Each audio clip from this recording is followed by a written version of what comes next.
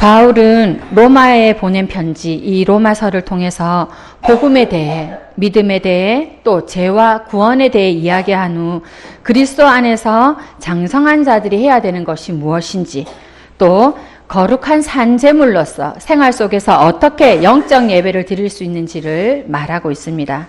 그리고 이제 로마에 있는 교인들에게 편지의 마지막을 써 내려가고 있는데, 그것이 바로 오늘 우리가 읽은 로마서 16장의 내용입니다. 바울은 편지의 마지막 장인 이 16장에서 자신의 믿음의 동력자, 이들에 대해 소개하고 있습니다. 37명 또는 38명 또는 35명, 학자들마다 이야기가 다 다른데요. 어쨌든 많은 사람들을 소개하면서 그냥 나열하는 것이 아니라 그들이 어떤 사람인지 함께 소개하고 있습니다. 갱그리아 교회의 일꾼이면서 성도들의 보호자가 되었던 베베, 생명의 위협을 무릅쓰고 바울을 도우며 함께 복음의 수고를 하였던 브리스가와 아굴라 부부, 또 아시아에서 처음 그렇게 그리스도인이 되었던 에베네도, 로마 교회 성도들에게 그렇게 칭찬을 많이 받은, 또 많이 수고한 마리아, 사도들에게 좋은 평을 받은 안도르니고와 유니아 등 이 명단에는 젊은 사람도 있고 또 연세 드신 분들도 있고 귀족들도 있고 종들도 있고 독신자도 있고 또 부부도 있었습니다. 또 유식한 사람도 있고 그렇지 못한 사람도 있었고 부자도 있었고 또 가난한 사람도 있었습니다.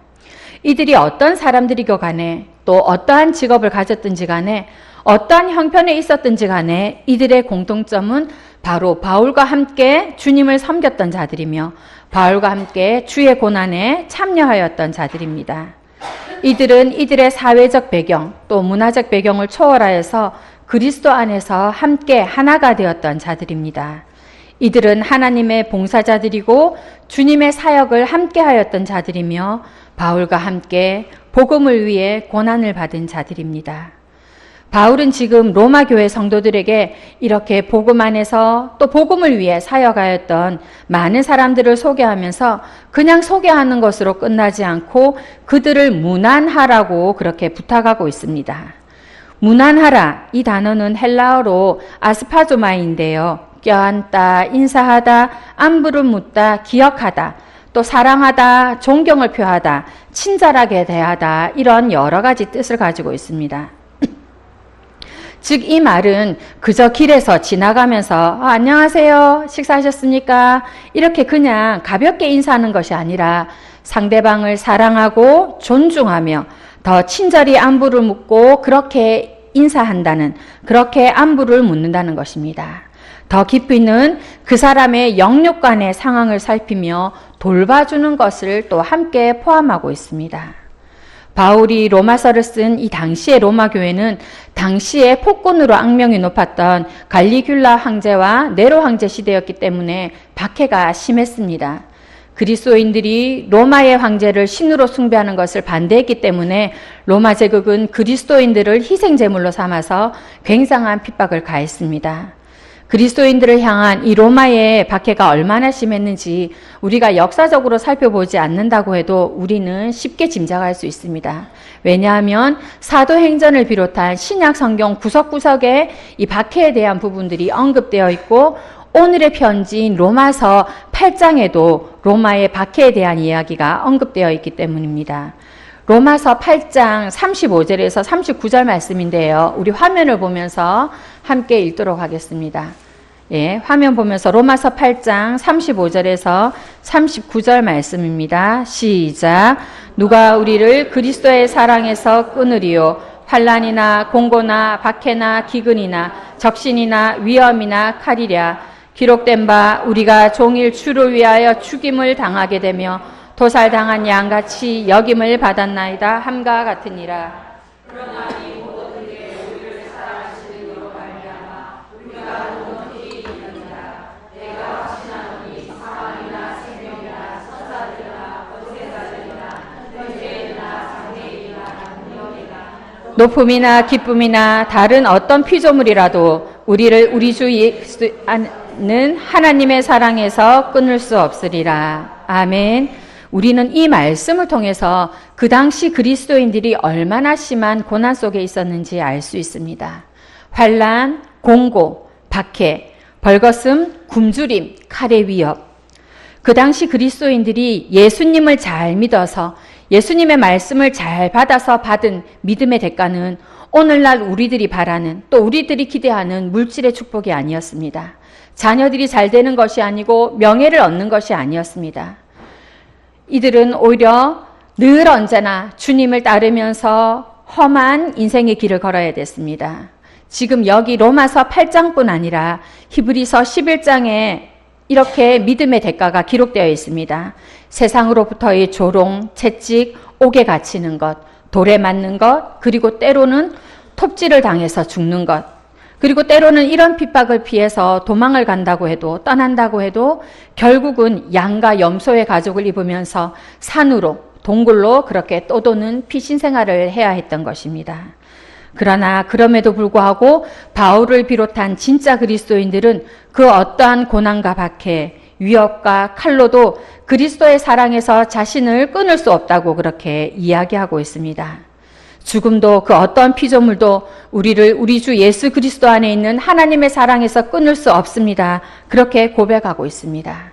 그리고 현재의 고난, 지금의 고난은 주님 다시 오실 때 나타날 영광과 비교할 수 없으니 우리 서로 힘을 내자. 그렇게 격려하는 것입니다. 바울 역시 그런 마음으로 지금 로마에 있는 그리스도인들을 격려하고 있습니다. 성도 여러분, 이런 고난과 박해, 배고픔, 칼의 위협 속에서 이들이 서로 만났습니다. 그리고 서로 문안을 합니다. 그럴 때 그들의 인사, 그들의 말, 어떠한 말과 또 어떠한 인사를 나누었겠습니까? 아마 대충 인사할 수 없었을 것입니다. 아, 저 사람 오늘 또 왔네. 저 사람 오늘 좀 멋지네. 액세서리 저런 거는 어디서 했는고? 남편에게 선물 받았는가? 자녀가 주었는가? 그런 생각을 할 겨를이 없었을 것입니다. 왜냐하면 그들은 핍박을 겪는 상황 속에서 그리스도인이라는 이름으로 하나님을 예배하기 위해, 하나님을 찬양하기 위해, 또 복음 전달을 하기 위해 그 힘과 능력을 받기 위해서 이들이 모였기 때문입니다. 여러분들 일제강점기 시대를 배경으로 하는 드라마나 영화들을 많이 보셨을 것입니다. 그런 영화나 드라마에서 일제에 저항하는 독립군들이 모일 때의 그 모임을 보면 물론 극적인 효과를 위해서이기도 하지만 사실은 이분들이 모일 때 굉장히 비장한 마음으로 모이는 것을 우리는 보게 됩니다. 언제 잡힐지 몰라서 긴장하는 마음, 또 어떻게 독립할 수 있을까 하는 늘 고민하는 모습을 그들의 모임 속에서 볼 수 있습니다. 오래된 드라마이긴 한데요. 여러분 혹시 각시탈이라는 드라마 아십니까? 예, 항일운동을 배경으로 한 드라마이죠. 원작은 만화인 걸로, 허영만 선생님의 만화인 걸로 알고 있는데요. 그 각시탈에 등장하는 인물 중에서 독립군 대장 역을 맡았던 목담살이라는 인물이 이런 대사를 합니다. 물론 계란으로 바위를 치면 계란이 깨져버릴 수밖에 없지. 그러나 때로는 계란이 바위를 이길 때도 있다. 왜냐하면 계란은 아무리 약해도 그 안에 생명이 있고 바위는 아무리 강한 것 같아도 그 안에 생명이 없기 때문이다. 바위는 세월이 가면 부서지고 깨져서 그래서 모래가 되지만 그러나 생명이 있는 계란은 그 안에서 병아리가 부화된다. 그리고 부화된 병아리들은 그 죽어 부서진 바위, 그래서 모리가 된 바위를 밟고 일어서는 날이 올 것이다. 이렇게 말한 대사가 있습니다. 계란으로 약해 보이지만 참 생명을 가지고 거대하지만 죽은 바위를 이길 수 있다는 생각, 그것으로 살았던 사람들이 바로 로마 제국 속에서 핍박을 받았던 그리스도인들이라고 할 수 있습니다. 그리스도인들이 겉으로는 아무리 약해도 로마라고 하는 큰 제국의 박해를 받는다 할지라도 그들 안에는 그리스도로 말미암아 얻은 부활의 소망, 또 부활의 생명, 부활의 능력을 소유하고 있기 때문에 그들 안에 계속적으로 역사하시는 주님이 계시기 때문에, 그리고 마침내 그들 안에 역사하시는 그 하나님의 나라를 소유하며 그것으로 승리할 것을 믿기 때문에 계란에서 난 병아리들이 부서진 바위와 모래를 밟고 일어서듯이 그렇게 부활의 소망을 가진 그리스도인들이 로마의 박해를 밟고 일어설 것이다. 바로 그것이 그리스도인들의 마음이었을 것입니다. 그러므로 그 당시 그리스도인들은 모임을 가지면서 예배를 드리면서 또 성찬을 나누면서 이 독립군들처럼 비장하게 모이면서 그 부활의 살아있는 소망 속에서 서로를 위로하며 그렇게 만났을 것입니다.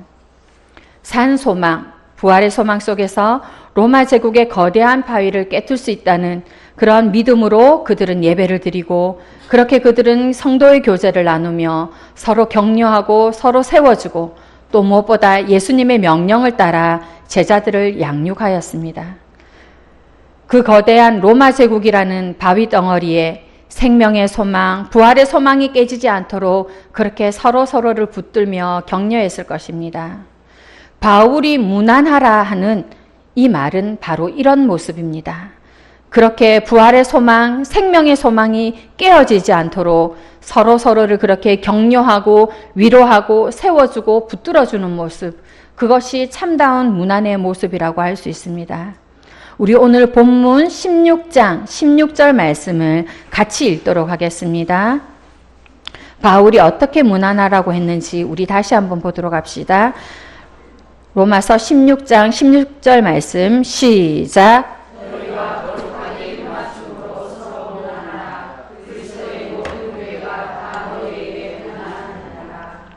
네, 이 입맞추는 행위는 통치자나 또는 신분이 높은 사람에게 이 입맞춤을 할 때는 충성을 표현하는 방법이고 또 이렇게 신분이 같은 사람이거나 친구들과 이렇게 입맞춤하는 것은 다정함을 표현하는 그런 서양의 인사 방법인데요.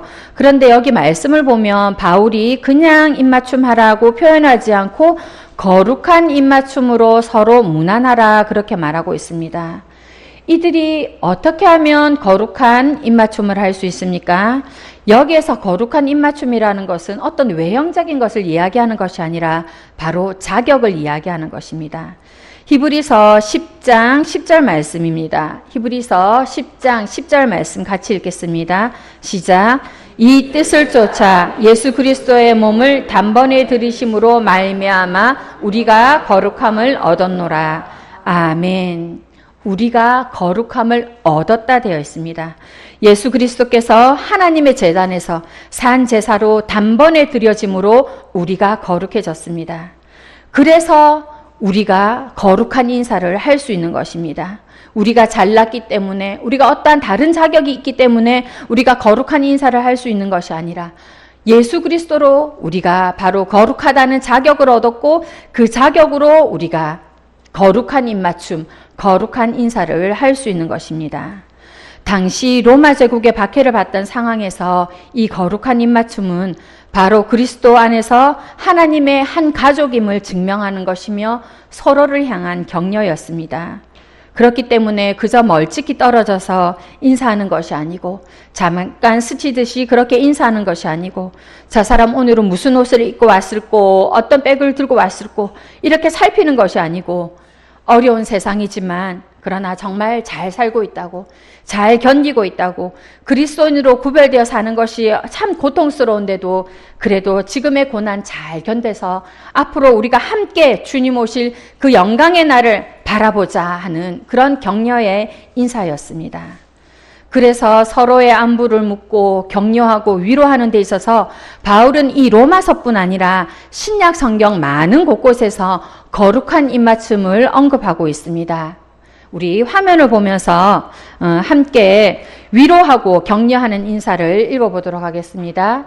네, 고린도전서 16장 20절 말씀 시작. 모든 형제도 너희에게 무난하니 너희는 거룩하게 입맞춤으로 서로 무난하라. 마지막으로 로마서 후서 13장 12절 시작. 마지막으로 말하노니 네네네네. 네, 저거 읽어도 될 것 같아요. 고린도후서 13장 12절. 모든 성도가 너희에게 무난하느니라. 형제들아 우리를 위하여 기도하라. 거룩하게 입맞춤으로 모든 형제에게 무난하라. 너희는 사랑의 입맞춤으로 서로 무난하라. 그리스도 안에 있는 너희 모든 이에게 평강이 있을지어다. 아멘.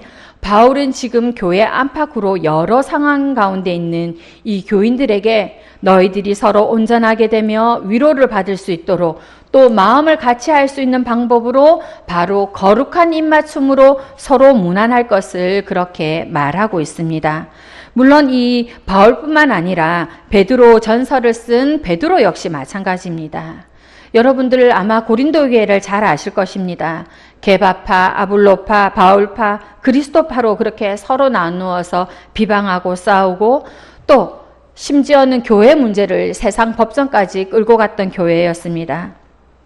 자신이 잘나서 은사가 받은 것이 아님에도 불구하고 하나님께서 교회를 위해 주신 그 은사, 하나님이 주신 그 은사를 마치 자신의 능력이라 생각하여서 오히려 하나님이 주신 그 은사를 가지고 서로 싸우기도 했던 교회였습니다.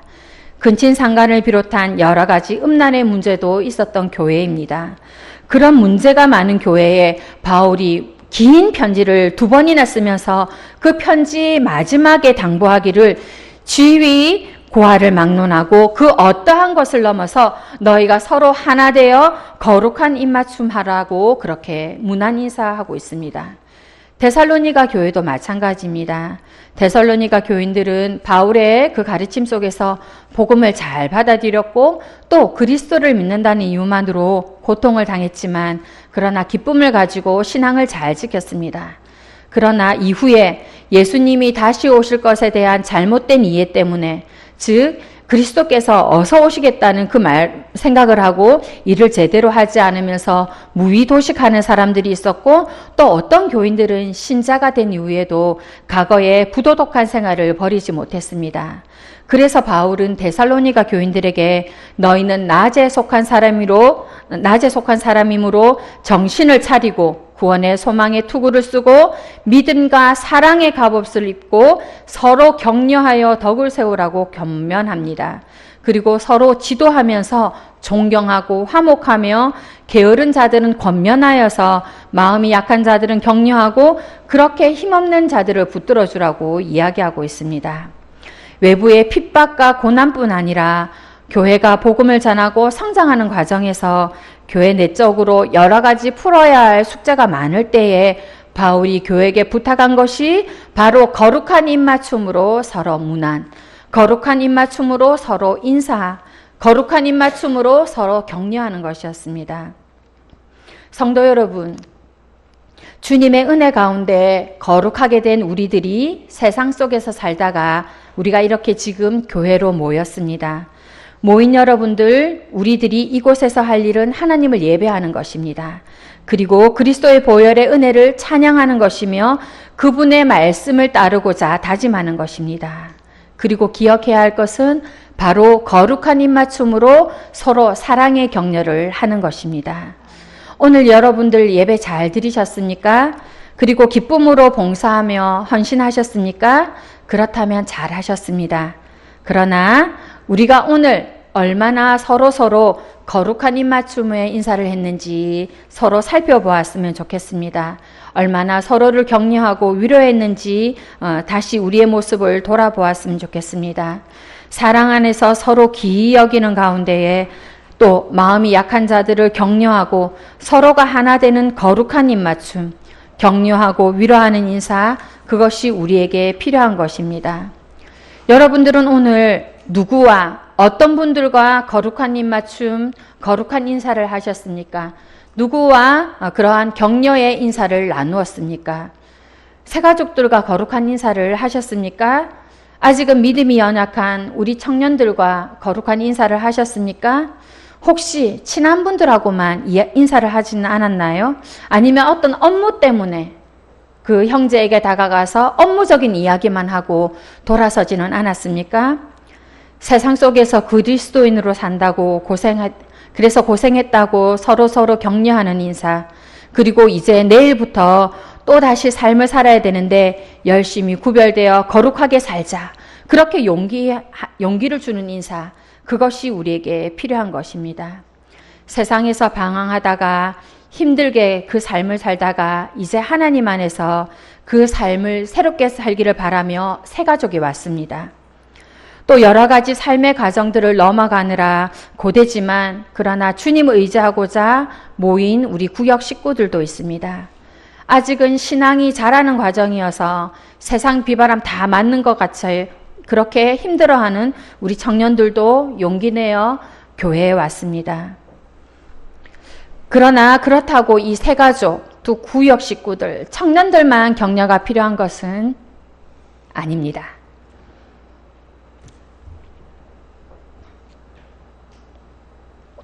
우리 담임 목사님도 격려가 필요하고 우리 교역자들도 격려가 필요하고 또 우리 장로님들도 격려가 필요하고 우리 권사님들도 격려가 필요합니다. 사실은 여기 있는 우리 모두가 다 격려가 필요한 분들입니다.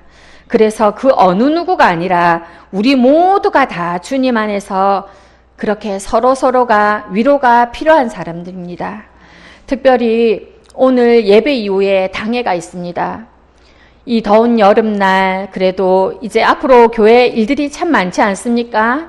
우리 다음 세대를 위한 여름 성경학교부터 또 수련회, 또 여러 모임들, 앞으로 우리 교회 리모델링하는 여러 가지 것들, 그러한 것들 때문에 모여서 회의하시고 그럴 때에도 우리가 이 당회를 위해서 얼마나 서로 격려해주고 또 기도했는지 우리가 당회를 위해서도 격려해주고 위로해 주어야 될 것입니다.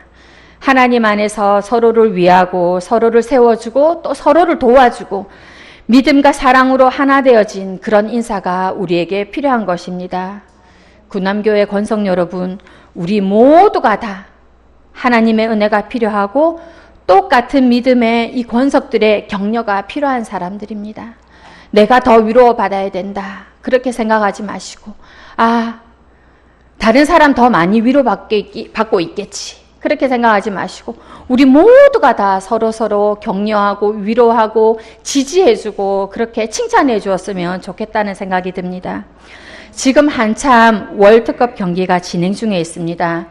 그래서 특히 우리나라 같은 경우에는 대표팀이 만들어질 때부터 말이 많았던 팀이었지만 어쨌든 우리나라 선수들이 그래도 세계 1위였던 독일과의 축구 경기에서 최선을 다해 주었습니다. 마지막까지 최선을 다했기 때문에 후반전 그것도 추가 경기에 2골을 넣지 않았습니까? 포기하지 않고 그들이 나름대로 최선을 다했기 때문에 그렇다라는 생각이 듭니다. 그러나 16강에 들지 못했다는 이유로 그들이 조국에 돌아와서 고개를 숙여야만 했습니다. 그리고 심지어 계란 세례를 받기도 했습니다. 우리 화면 보여주십시오. 어제 뉴스를 통해서 여러분들이 이 장면을 보았을 것입니다. 16강에 들지 못하고 또 스웨덴, 멕시코와의 경기에서 졌기 때문에 사실은 이 선수들 마음이 더 좋지 않을 것입니다. 선수들 마음이 더 불편했을 것입니다. 국민들이 수고했다고 그렇게 말 한마디 해주는 것이 참 필요했었는데 아무리 우리의 위로를 받아도 이 선수들 나름대로 굉장한 무거운 마음들이 있었을 것입니다. 그런데 위로가 아니라 이렇게 국민들로부터 계란 세례를 받으니 얼마나 침통한 그런 마음이었겠습니까? 어떤 면에서는 우리도 믿음의 그라운드에서 서로 함께 믿음의 경주를 하는 사람들입니다. 이길 때도 있고 질 때도 있고 그렇게 믿음의 경주를 하다가 이렇게 교회로 모였습니다. 하나님 품에 왔습니다. 성도들 품에 왔습니다.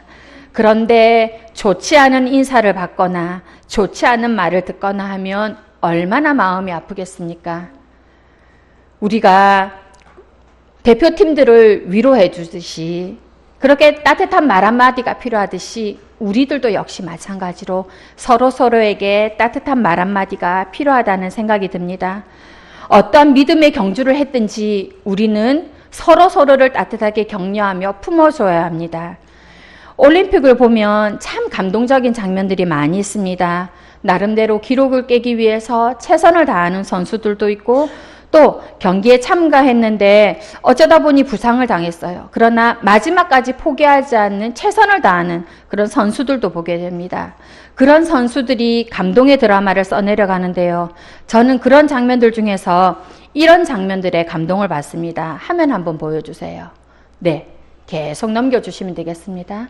예, 금메달에게도 입맞춤하고, 수고했다고 자녀에게 입맞춤하고, 운동기구에게도 입맞춤을 하고, 연인에게도 입맞춤하고, 예, 서로 동료에게도, 또 경쟁 상대였지만 서로 이렇게 입맞춤.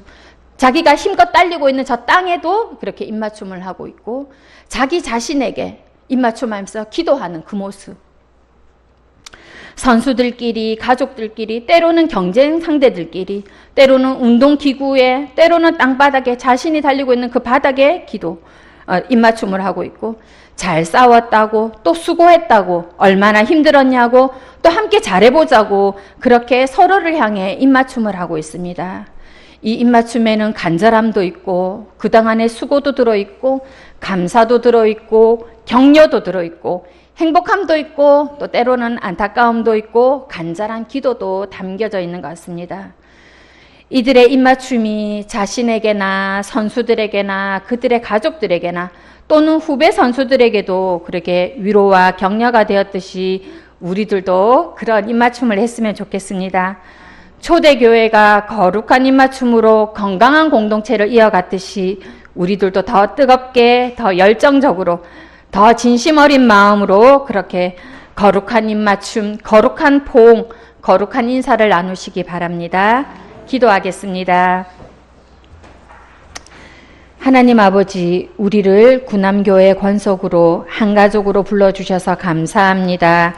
주님 안에서 하나님의 봉사자로 복음을 위해 함께 수고하는 동력자 되게 해주셔서 감사합니다.